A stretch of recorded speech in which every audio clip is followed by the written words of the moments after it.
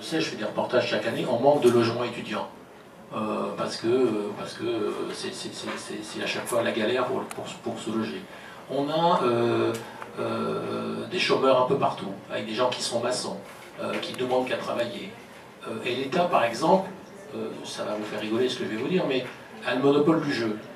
Mais créer un loto par semaine, un jeu qui s'appelle pas l'hélico, mais je ne sais pas quoi, et l'État prend 40% sur tous les gains de ce jeu, ça fait énormément d'argent chaque année. Vous décidez, comme vous faites aujourd'hui pour les sportifs ou pour le troisième âge, de donner, enfin d'utiliser cet argent, ce loto par semaine, toutes les semaines, ou 2 lotos par semaine, de toute façon les gens jouent, pour construire ces logements. Vous faites travailler des gens qui n'ont pas de travail, et qui construisent des immeubles, et la moitié de cet immeuble, vous mettez le temps qu'ils sont là, parce que beaucoup retournent chez eux, des migrants, et puis des étudiants que vous arrivez à loger, et puis si un jour les migrants s'en vont, ben vous allez construire des logements corrects. Enfin, ce genre de solutions, elles paraissent simples, elles paraissent logiques, et c'est des solutions qui vont arranger tout le monde. Et à partir du moment où les migrants, ou les gens qui vont être logés, vont faire travailler des personnes en France, alors pas nécessairement pour faire vendre des pinces Monseigneur pour couper les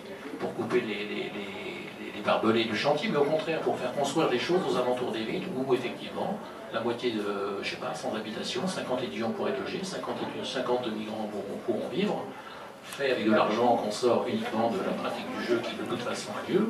Enfin, je ne sais pas, ce type de solutions, par exemple, ne sont jamais envisageables. C'est une solution, oui, mais ça va faire sauter au plafond beaucoup de gens d'extrême droite aujourd'hui. De toute façon, ils sautent au plafond. Hein. De toute façon, ils sautent au plafond, c'est simple. Bon, ils s'accrochent au rideau. Non, mais ce qu'on n'a pas compris, c'est que le problème de l'accueil ne se pose pas, parce qu'aucun mur, aucune tempête ne fera arrêter ce flot de migrants à partir du moment où on n'aura pas régler le problème des vases communicants. C'est-à-dire à partir du moment où il y aura un conflit dont en tous les cas, et les Américains et les Français sont en partie responsables. C'est-à-dire que l'intervention américaine en Irak a déséquilibré la région. Et l'intervention l'autre jour a dit peut-être qu'on s'est trompé. Et l'intervention française en Libye a permis qu'il y ait une côte tout à fait perméable avec tout un tas de trafiquants qui permettent l'arrivée des bateaux. Oui, mais il y a quelque chose aussi que vous dites dans les romans, moi c'est rarement, mais c'est le cas de ces garçons qui viennent du Bangladesh. Il y a des gens, lui c'est les seuls, qui attendent les virements pour les gens. Lui, c'est lui qui doit apporter l'argent. Pour eux, c'est une personne à l'étranger, c'est pouvoir vivre dans son pays aussi. Oui, c'est le cas c'est ce qu'on appelle des réfugiés économiques, hein, qui dans le cas du Bangladesh seront sans doute très vite des réfugiés climatiques aussi, hein, parce que si vous voulez, à la fois ton témoignage, à la fois ce qu'on raconte à Calais, ce que je raconte dans le livre, il faut quitter son pays. C'est toujours pas facile. C'est uniquement par des espoirs. Alors, peut-être y a-t-il un demi-pourcent, 1% de gens qui le font en se disant qu'ils vont escroquer un système social. Mais quand on voit les traversées, quand on voit les difficultés, et quand on voit ce que les gens subissent, je pense que, et on trouve le roman difficile, mais vous pouvez multiplier par 10. Moi, dans ce roman, Virgile prend un camion pour quitter la Moldavie, il est cloué dans un plancher de camion, avec des enfants, des femmes, des vieillards, et il y a un vieillard qui meurt, et qu'on enterre dans une forêt hongroise. Quand je l'ai écrit, il se trouve que je connais bien la communauté moldave, je me suis dit quand même peut-être c'est un peu... Il y a 3 mois, on a retrouvé 76 Syriens dans une forêt hongroise, c'est un hasard de la réalité qui rattrape la fiction. 76 Syriens morts, asphyxiés dans un camion frigorifique laissé dans une forêt hongroise. Donc ces routes, elles sont terribles, c'est-à-dire que se dire qu'on va les prendre, et aujourd'hui, contrairement à il y a quelques mois et quelques années, les migrants le savent ça maintenant, que ces routes sont terribles, grâce à tout ce qui a pu être diffusé sur Internet, sur la télévision satellite.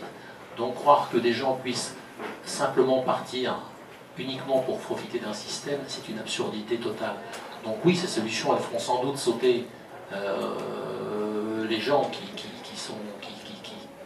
sont vraiment, enfin les gens du front par exemple, Et alors, de toute façon, ils sauteront. Il y a un gouvernement en ce moment qui a les mains libres, qui visiblement n'est pas non plus préoccupé par une réélection, en tous les cas, voilà, c'est la fin d'un mandat. Il y a un problème, mais je vous promets, là, on est en train de parler entre nous.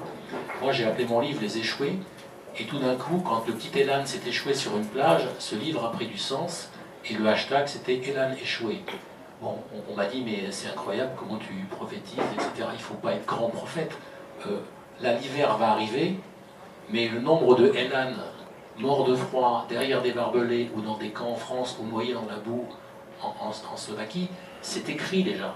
C'est-à-dire que la deuxième crise arrive là.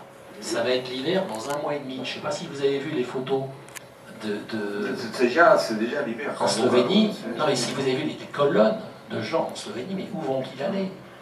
Est-ce que vous-même, la question du climat, d'y avoir froid, de la pluie, tout ça, est-ce que c'est insupportable?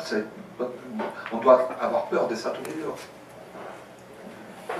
Moi, quand j'ai quitté l'Afghanistan, il faisait chaud, ouais, mais c'est vrai que de plus en plus, quand j'étais plus près de l'Europe, il faisait très froid, surtout quand je suis arrivé en Italie et en France, il faisait très froid. Et j'en ai merci. Et c'est vrai que souvent, le vraie préoccupation, c'est de passer.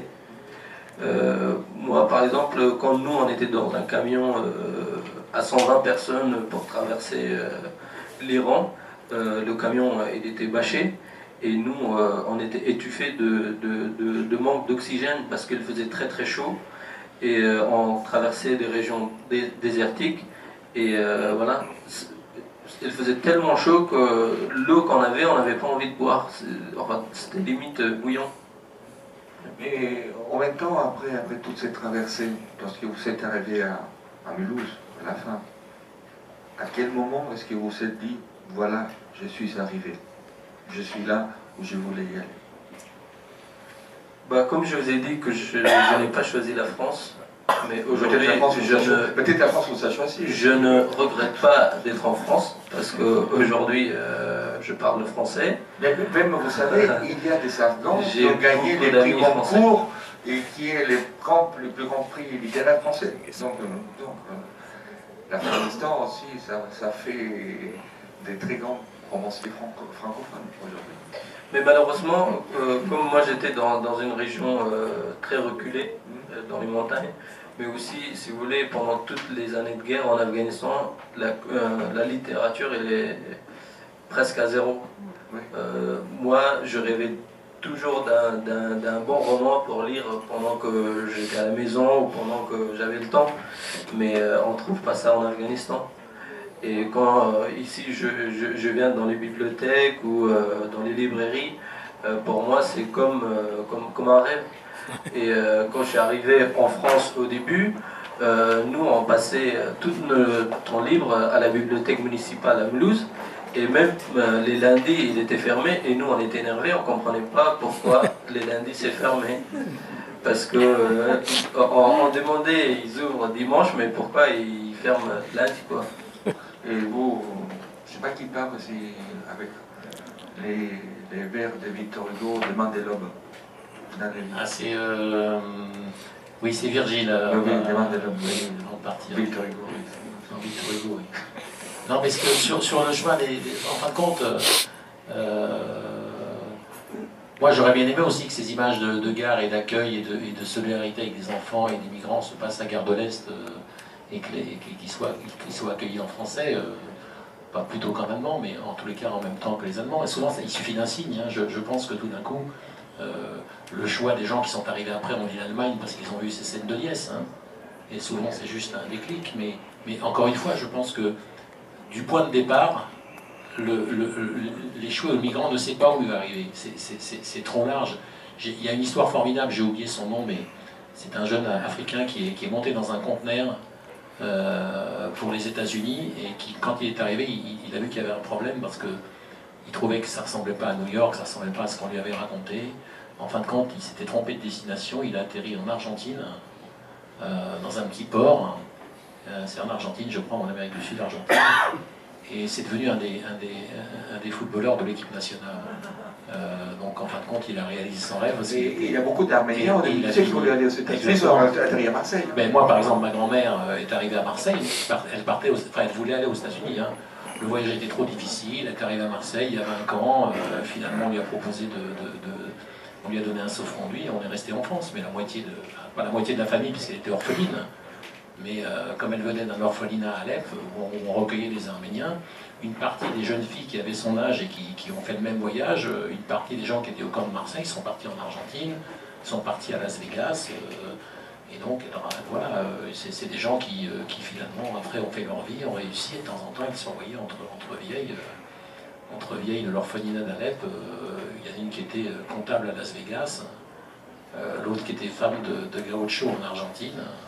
Et elle qui travaillait dans une blanchisserie se rencontrait en France. Donc oui, ça essaime partout. Oui, il a même les sœurs Kardashian aujourd'hui, c'est ça? C'est ça, oui. Donc, mais aujourd'hui, vous continuez à faire des études? Moi, j'ai commencé d'abord pour apprendre le français. J'étais au collège pendant une année. Ensuite, je me suis intégré le lycée HTC Lamlouz pour passer le bac pro technicien d'usinage. Et suite à ça, j'ai eu la chance d'avoir une bourse d'une association protestante, Ordre de Malte, le programme il s'appelle Fil Rouge. Pendant 2 ans, j'étais à Paris pour continuer en BTS industrialisation des produits mécaniques, toujours dans le métier technique. Et après, pendant cet été, j'étais en job d'été à la région Alsace, à Strasbourg. J'avais envie de revenir parce que si vous voulez, j'ai fait mes premiers repères en Alsace et c'est une région que je me sens plus, si vous voulez, je me sens plus alsacien que le français. C'est pour ça, dès que... le mois d'août, c'était un mois de décisif, si vous voulez. Et c'est à ce moment-là que je me suis dit qu'il faut que je cherche une entreprise. Et heureusement, j'ai trouvé une entreprise à Schirmeck que je fais un licence pro en qualité appliquée. Et je fais la partie théorique à l'UT Mulhouse et la partie pratique, je fais chez Mécaterm à Schirmeck.